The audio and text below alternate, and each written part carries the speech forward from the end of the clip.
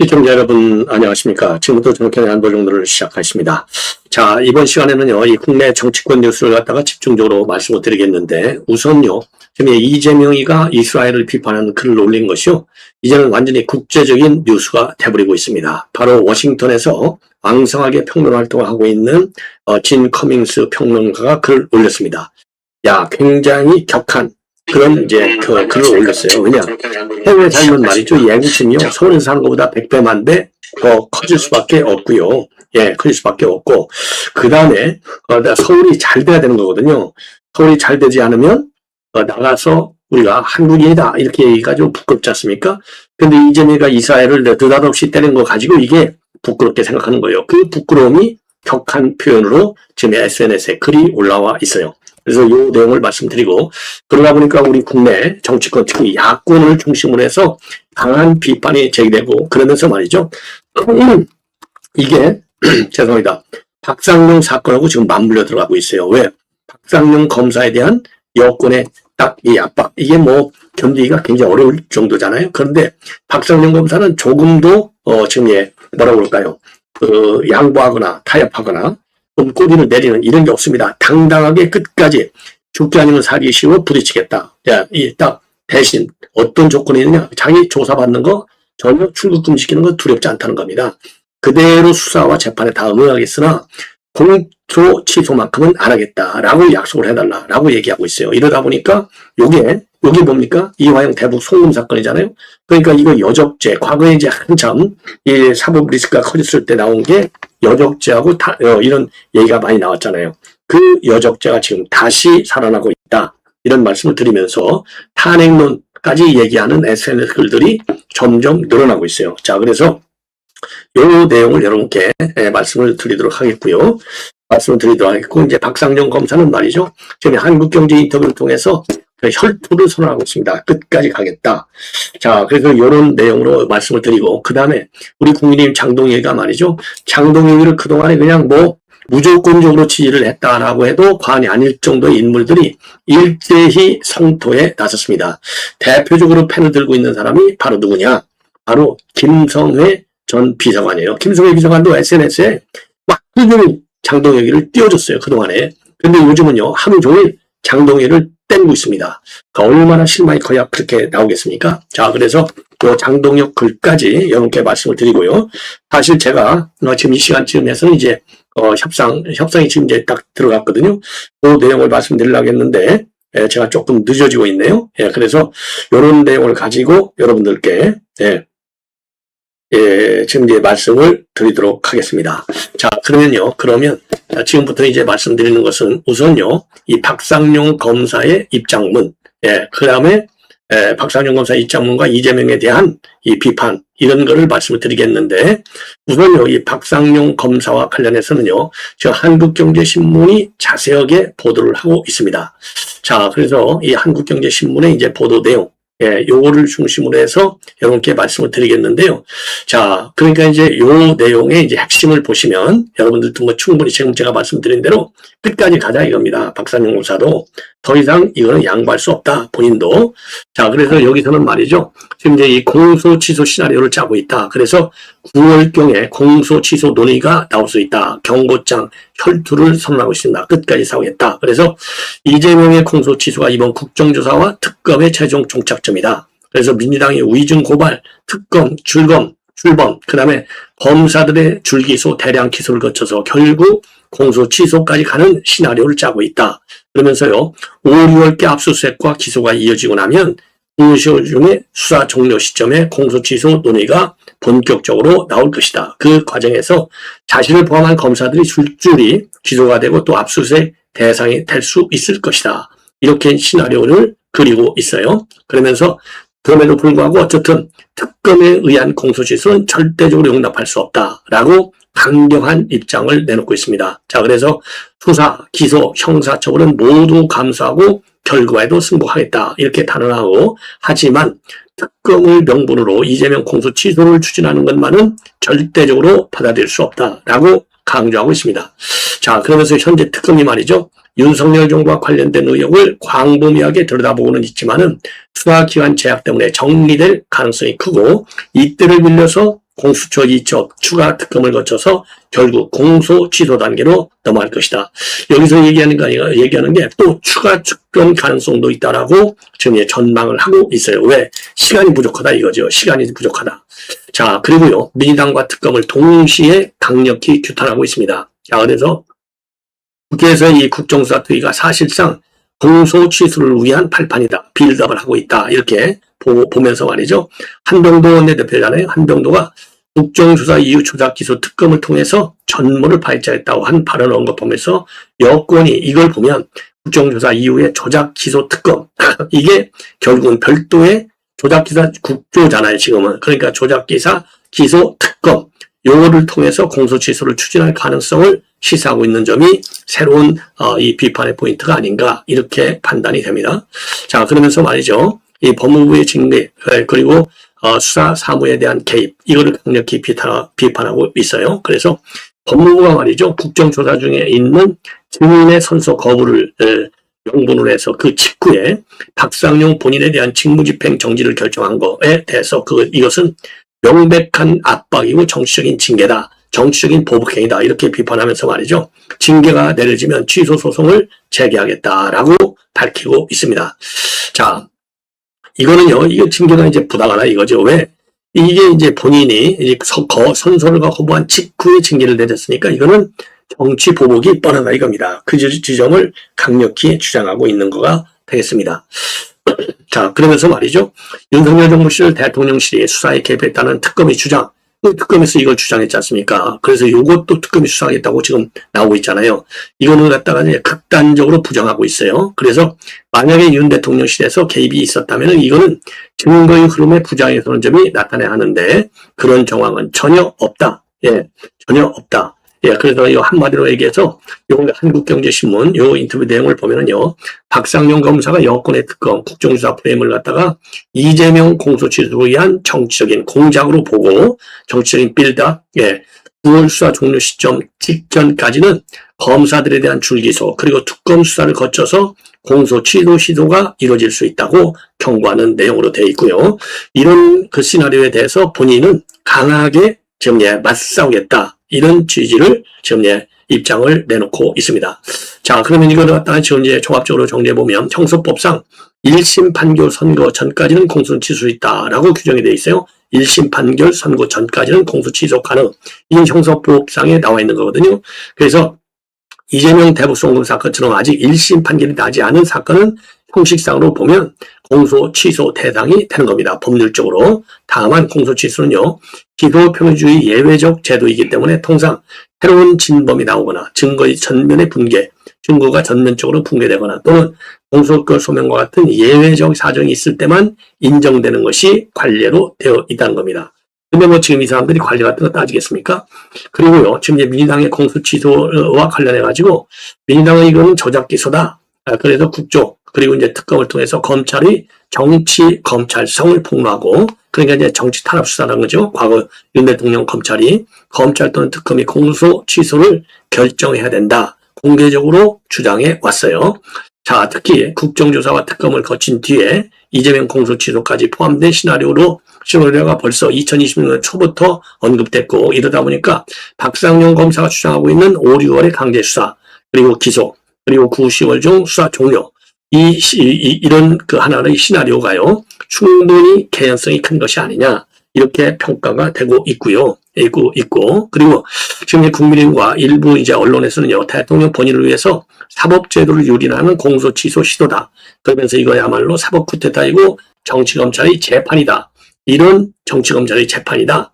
이런 프레임으로 강하게 비판하고 나섰습니다. 자, 그래서 말이죠.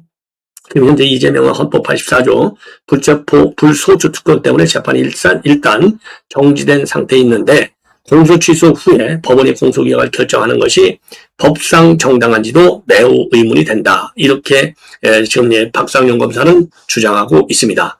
자, 그래서 현실적으로 이제 이걸 볼 때 법률적으로는요, 1심 판결 이전이기 때문에 얼마든지 공소 취소도 할 수 있다. 이렇게 되어 있지만은요, 과연 특검과 법무부 장관의 이런 견제, 그렇죠? 이 징계를 비롯해서 이런 거에 대한 국민적 신뢰가 생길 것이냐, 예, 생기기가 굉장히 어려울 것이다. 예, 그래서 법적으로는 충분히 가능성이 있지만은 이런 이제 국민들의 반발이 만만치 않을 것이다. 그래서 만약에 9월 전후에 공소취소 논의가 이제 본격화될 경우에 여권에도 상당한 부담이 따를 것이 아니냐.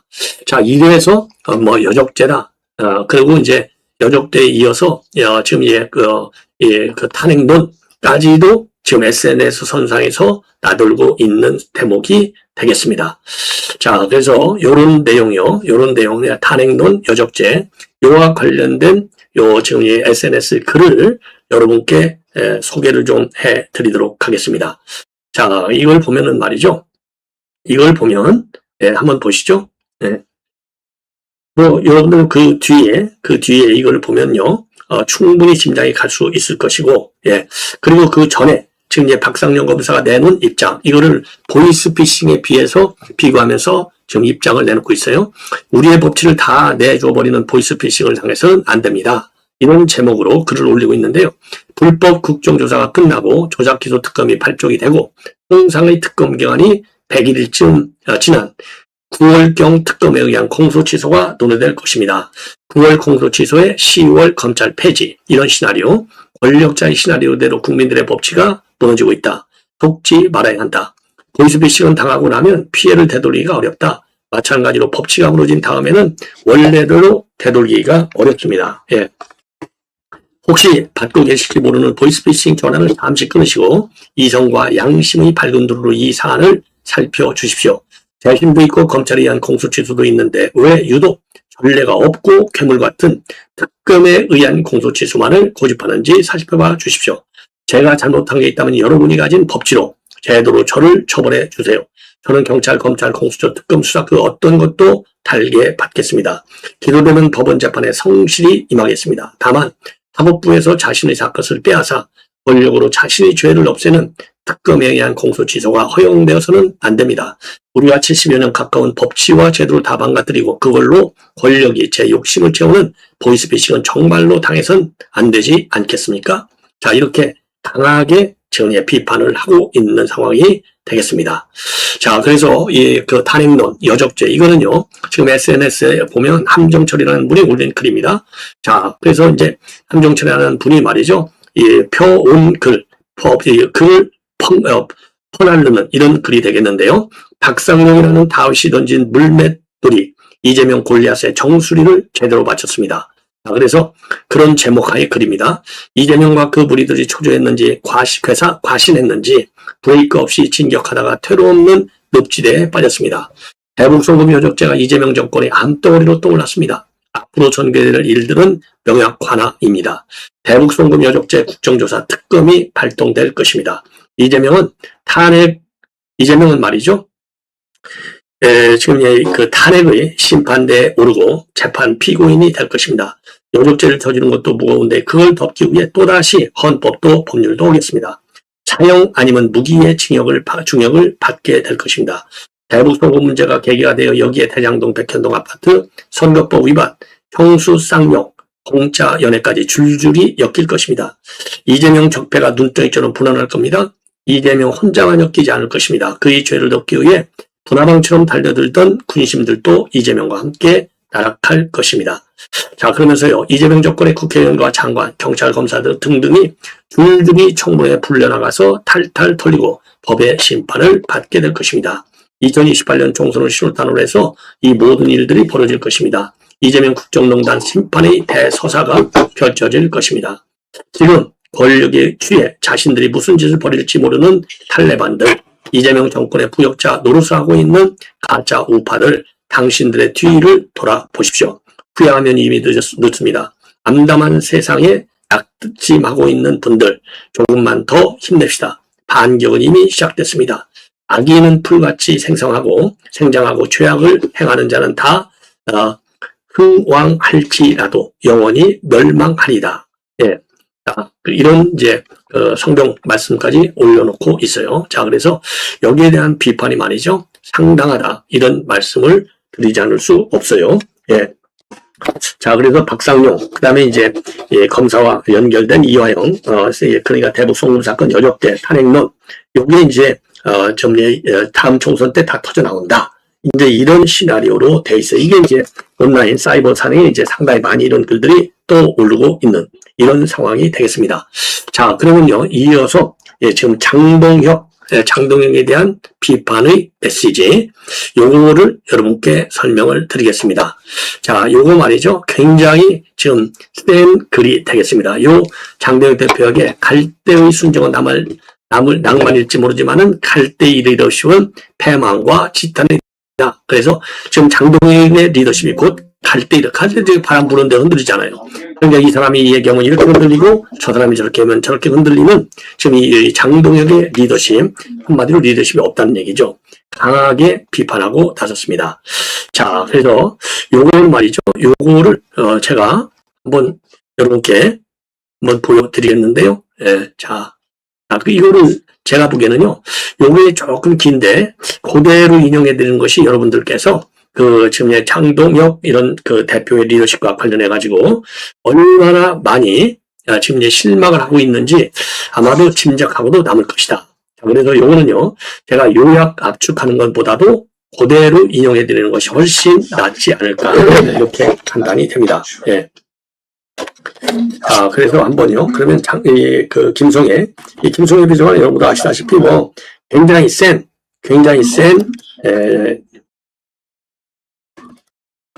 굉장히 센 그런 뭐죠?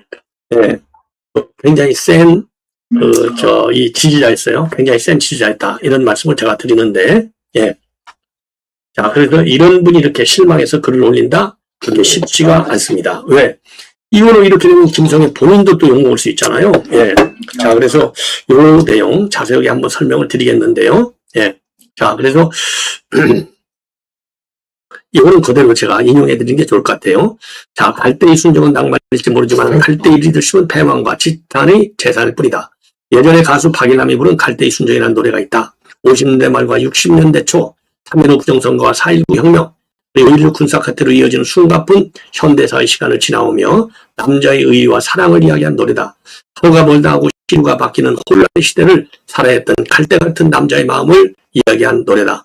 탄핵과 탄핵 반대하는 시류가 정면을 춘다는 어려운 시기에 국민의힘 당대표에 당선된 장동혁 대표의 어지러운 마음을 모르는 바가 아니다. 윤 대통령을 지키자는 지층과 윤 대통령을 버려야 한다는 원내 의원들, 일부 지지자들의 충돌 속에서 양손에 떡을 들고 어쩌지 못하고 있는 장동혁 대표의 마음을 모르는 바가 아니다. 그런데 노래로 부르는 갈대의 순정에는 낭만이 있을지 모르지만 당대표가 가지고 있는 갈대의 리더십은 패망과 지탄만이 존재할 뿐만 아니라는 것이 냉정한 현실이다. 양손에 떡을 들고 오락가락하는 갈대와 같은 리더십은 당원들에게 상처만 주고 당을 패망으로 이끄는 최악의 리더십이라는 것을 직시해야만 한다. 장동혁 대표는 본인이 가장 심한 고통을 받고 있다고 생각할지 모르지만 장동혁 당대표 김밥술 왜 이렇게 많이 사왔어? 아이고, 표현해본 사람들을 생각해야 정신 때 여기서 그는 물론 영남 지역에서 당의 주류가 아니었던 장 대표를 지원했다가 해당 지역의 기득권 정치인에게 찍혀서 컷오프되었다는 사람들이 부지기수로 많다. 당 대표 선거운동을 총괄했던 나에게 장동혁 지원한 것이 낙인이 되어 컷오프 되어버렸다라는 원망이 수없이 들어온다. 그러면서 선거운동조차 뛰지 않았던 사람들이 장 대표 주변을 에워싸고 그 사람들을 배척하고 있다. 도대체 자기를 도와줬던 사람들의 마음에 원망이 쌓이게 하면서 무슨 리더십을 생각하는 것인가. 세상에 이것도 저것도 아닌 리더십들은 다르다. 두 번째, 황희정승처럼 이것도 옳고 저것도 옳은 리더십도 없다. 세 번째, 더 나아가 본인의 희생 없이 열매만 따먹는 리더십은 더군다나 없다. 그런데 지금 장동혁 대표는 1번 리더십에서, 즉 세상에 이것도 저것도 아닌 리더십은 없다. 그런데 이래서 2번 리더십으로 옮기고, 즉 2번은 뭐냐?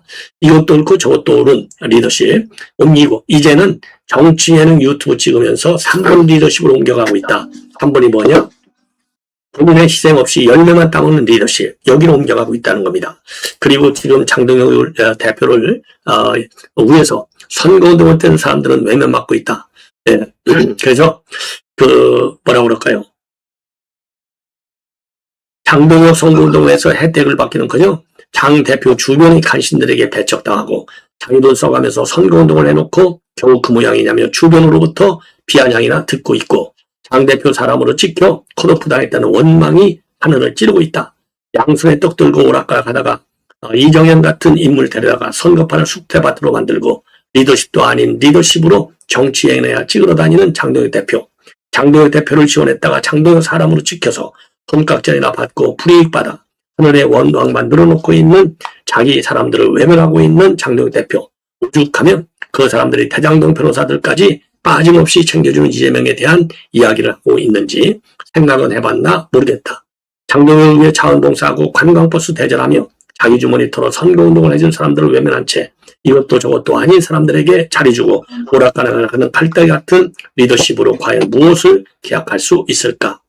자, 그래서 그 사람들을 향해 하나의 우는 마음 그로가 알랴 바람에 흔들리는 갈대의 순정 사랑에 약한 것이 사나의 마음 울지를 마라 아이 갈대의 순정이라고 노래라도 불러줄 셈인가.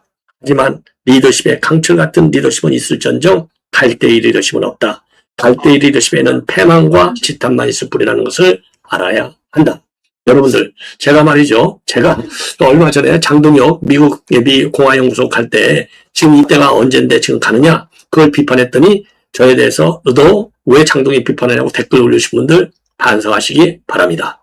자, 이제는요, 이재명과 관련해서 말씀을 드리겠는데, 이게 일파만파로 전 세계로 향하고 있어요. 워싱턴에서 이게 한 줄 나왔다? 개망신인 거죠. 한마디로 얘기해서. 그래서 이거를 제인 커밍스 평론가가 직격탄을 날리고 있습니다. 직격탄. 야, 아주 뭐 세게 날리고 있어요. 세게 날리고 있다. 자, 그래서 이게 말이죠. 예, XX, 미친 X라고까지 지금 아주 직격탄을 날리고 있습니다. 자, 이건 뭐 제가 설명이 필요 없죠. 예, 한번 보시죠. 자, 그래서 이재명은 진짜 답 없는 미친 XX다. 예, 미친 XX, 미친 두 자리요. 두 자리. 예, 그놈이 이스라엘 군 병사가 팔레스타인 소년을 고문한 뒤에 건물 지붕에서 던져버리는 장면이라고 공유하면서 이렇게 짓거렸다. 예. 자, 우리가 문제 삼는 위안부 강제동원, 유대인 학살이나 전인시 살해는 다를 바가 없다. 예, 이렇게 이제 이재명이 썼잖아요. 그런데 이걸 가지고 이재명 이스라엘 외모가 바로 홀로코스트를 경시하는 역겹고 용납할 수 없는 발언이다. 이렇게 하면서 강력 규탄하고 반발하니까 다음날 이 XXS는 예, 또 이렇게 뻔뻔하게 쏘아붙였다. 뭐라고? 끊임없는 반인권적, 반국제법적 행동으로 고통받고 없는 XX이다. 에라이 나쁜 XXX. 대한민국 대통령이라는 자리가 이런 인간 손에 있다는 게 정말 부끄럽고 화가 난다. 제가 X하고 XXX 이거 다 그대로 여러분께 말씀을 드렸습니다. 예. 자, 참 이 정도가 되면 말이죠. 기구한 상황이 아니냐. 반성할 줄 알아야 된다. 더 늦지 않게 사과의 성명을 내라라. 저는 그렇게 다시 한번 주장하고 싶습니다. 근데 문제는 뭐냐? 이게 말이죠. 대한민국의 대통령이 한 글을 가지고 지금 이게 정말 국제적인 망신권인데도 불구하고 그 뻔뻔하게 추미애 같은 인간들이 나서서 애워싸고 있습니다. 외교부도 나서서 애워싸고 있어요. 자, 그리고 말이죠. 정부, 부처, 장관도 또 지금 이재명이 옳다고 또 글을 올리고 있어요.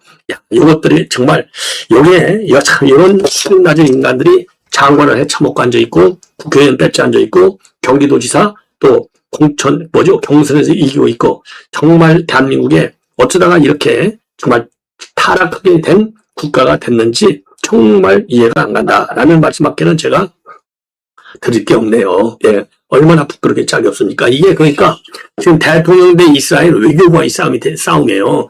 이스라엘도 외교부가 간 겁니다. 네타냐후 간 게 아니에요. 이스라엘 대통령 한 것도 아니에요. 외교부가 하면서 딱 한마디 딱 치고 들은 거예요. 얼마나 망신스럽습니까? 그러니까 이스라엘 외교부가 쳤다. 그러니까 한국 외교부가 나섰는데 이스라엘 국회에 나섰어요. 이스라엘 강요가 나왔어요. 대한민국의 강요와 대한민국의 국회의원들이 떼머리 달려들듯이 달려들고 있는 겁니다. 야, 이거 정말 얼마나 무식한 짓거리입니까, 이거. 예? 정말 한심하기 짝이 없죠. 큰일 났어요. 큰일 났어. 큰일 났습니다. 자, 그래서 이게 외교적으로 비하하는 게 아니라요. 완전히 국제 망신이 더 커지고 있다. 커지고 있다. 자, 그래서 이거는요, 이미 말씀드린 대로 이렇게 이스라엘의 포린 미니스트리, 이스라엘 외무성이 얘기한 거잖아요. 비판한 거잖아요. 반박. 자, 그랬더니 이렇게 바로 지금 이제 이재명이가 또 이거를 비판. 이렇게 내면서 사단이 커지고 있는 그런 상황이 되는 겁니다. 자, 정말 이거 어쩌다가 대한민국이 이렇게까지 왔는지, 예, 정말 기가 막혀요. 예. 자, 그래서 이게 이제 사단이 더 커지고 있다. 이런 말씀을 드리고, 자, 이런 가운데 말이죠. 이런 가운데 조선일보 사설 하나를 여러분께 소개해 드리겠습니다. 오늘자 사설인데요. 이렇게 되어 있어요. 사실관계 다른 2년 전 영상으로 중동 현안 건드린 대통령 글. 자, 그래서 아까 지금 제가 보여드렸던 그런 SNS 글을 지원이 깔고 있습니다. 자, 그래서 요 조선일보 사설 하나는 여러분께 그대로 인용해 드리도록 하겠습니다. 이재명이가 10일 날 소셜미디어에 이스라엘 병사들이 팔레스타인 아이를 고문한 뒤 건물에서 떨어뜨렸다고 주장하는 글과 영상을 공개하며 사실에는 어떤 조치가 있었는지 알아봐야겠다라고 적었다. 위안부 강제 유태인 학살이나 전시 사례는 다를 바가 없다고 고도했다. 사실이라면이라고 가정법을 쓴 것은 팩트, 즉 사실 확인이 안 된 상태에서 특정 국가를 비패했다는 뜻이다. 이재명은 몇 시간 뒤에 2024년 9월 발생한 실제 상황이라고 썼다. 2년 전 영상을 난데없이 올린 것은 현재 상황으로 착각했던 것으로 판단된다. 당시 외신들은 이스라엘 군이 무장한 팔레스타인 세력과 교전에 사살한 뒤에 건물 옥상에서 시신을 떨어뜨렸다고 보도했다. 그것만으로도 당시 미백악관 평가처럼 매우 충격적인 장면일 수 있다. 그러나 아이를 고문에 추락시켰다는 팔레스타인 출신 촬영자의 주장은 가짜뉴스로 판명됐다. 지금 이스라엘은 레바논 폭격 등으로 휴전을 어렵게 만들면서 국제적으로 비판받는 처지다. 전쟁이 장구하면서 중동 국가들의 신경도 예민해져 있다. 작은 불씨 하나가 파장을 불러일으킬 휘발성이 높은 상태다. 특히 국가 원수의 말은 그 자체로 외교 신호이자 정책 방향으로 얽히는 경우가 많다. 그런 점에서 대통령 2년 전 이스라엘 군 영상 공유는 불필요한 오해를 초래할 위험성을 내포하고 있다. 네. 그러면서요, 한국은 중동산 석유가스가 중요하지만 이스라엘과 협력도 해야 한다. 이스라엘의 아이언돔을 참고해 북한 장사장포 요격체제를 개발 중이다. 이 대통령은 아이 고문 추락이 사실이라면 이라고 한 뒤에 유대인 학살을 언급했다. 사실인지 불확실한 내용을 전체로 이스라엘에 떠올리는 것조차 고통스러워하는 홀로코스트 악몽을 불러냈다. 대통령의 말은 국가 입장으로 기록되고 외교적 책임으로 돌아온다. 대통령이 한밤이나 아침에 사실 확인이 부족한 상황에서 올리는 글은 외교뿐 아니라 내정에도 혼란을 줄 수 있다. 이 대통령은 일이 충돌할 때 옆에서 끼어들면 양쪽으로 미움을 받을 수 있다고도 했다. 지금 중동 상황이 그렇다. 자, 이 사설 말을요, 제가 이렇게 다 인용해드린 이유는 이 사설 말을 과연 이재명이가 얼마만큼 알아들을 수 있을까? 이런 저는 우려를 하지 않을 수 없습니다. 예, 정말 기가 막힌 왜 대한민국의 국격을 이렇게 추락시키는 건지 국격을 올려두지 않다는 판국에 참 기가 막힌 대한민국의 현실이다. 그래서 투표가 굉장히 중요합니다. 그래서 투표가 굉장히 중요해요. 예, 자, 시청자 여러분 이것으로 본 방송을 마치겠습니다. 대단히 고맙습니다.